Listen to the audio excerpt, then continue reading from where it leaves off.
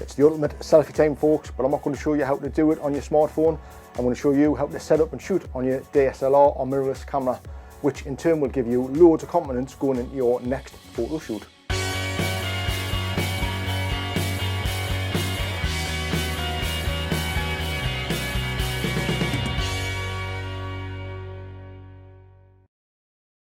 So if you're somebody who has been sitting around, maybe relaxing, just reading books and just chilling out, but obviously all these ideas are just popping into your head about photo shoots, about lighting setups, all that kind of thing, and you're stuck, you know as a photographer it's difficult to really organise something off the cuff and instantly.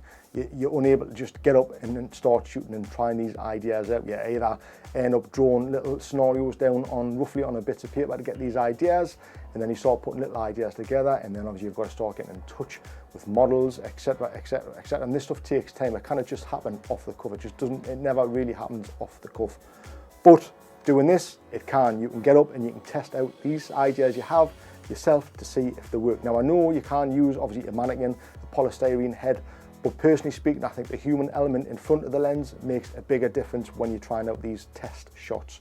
So I can guarantee every photographer can relate to this. And I can also guarantee that pretty much every photographer has put themselves in front of their own camera at some point during their time taking photographs to either set up, try out a test setup, or just literally just take a test shot.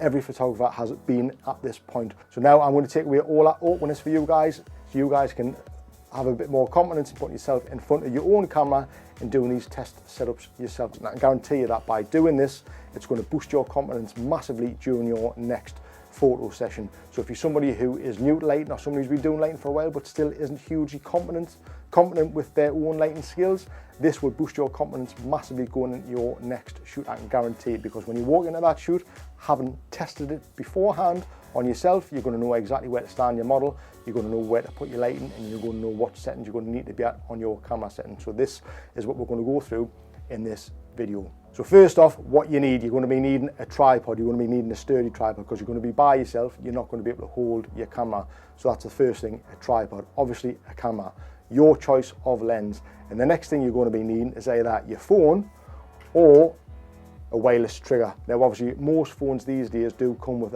an app you can download which allows you to control and trigger your camera from that app. But me personally, I don't use the phone. I've used this cheap trigger that I've had lying around for a while. You can use other triggers. I'll put links in the description below so you can go and check those triggers out. Depending on what your specific camera is, you can use a wired trigger or you can use a wireless trigger. I prefer using a wireless trigger because it allows me to get away from the camera and allows me to be a bit more fluid in front of the camera. If I want to try out different poses to see what works. So if your camera doesn't have built-in Wi-Fi, or you don't have a wireless trigger for that matter, you can actually use the self-timer function on your camera. It's not something I would recommend because it is difficult to use and try and get those poses consistent throughout the shoot.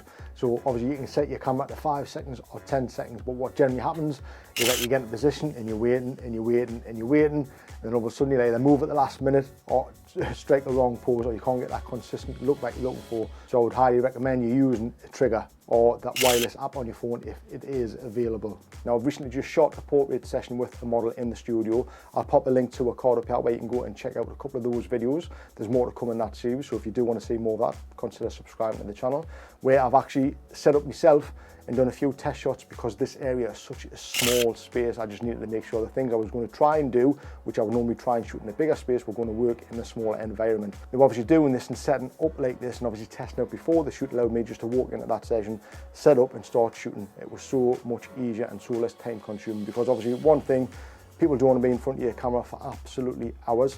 You just want to be able to set up, look confident in front of the model or the person that you're shooting, so it obviously instills confidence in them. They know what you're doing, you know what you're doing, and you can get the shots that you want.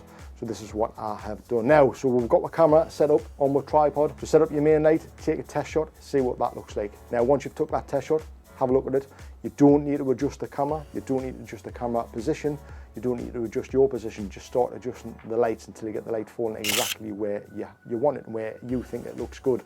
Now once that's done, then you can introduce other lights, folks, and just start really playing with the movement of your shot, the posing of your shot. Now this might seem a little bit awkward whilst you're doing it in front of the camera, but don't. Seriously, I'm going to show you myself doing it. You can see me here doing it in the studio, and I do this pretty much all of the time. Don't be afraid to do it, folks, because Giving an expression in a shot allows you to kind of know what you're going to look for from your model when the model turns up. Now, some models are fantastic. If it's not a model that you're shooting and it's a paid session, a paid portrait session, you want to know how to pose them, you want to know which pose is going to look best for the camera. So obviously doing this is going to allow you, again, just to build that confidence up in yourself and direct the person who's sitting in front of your camera a whole lot better. So after you've took those test shots, you can now mix up your lighting and try a completely different variety of lighting.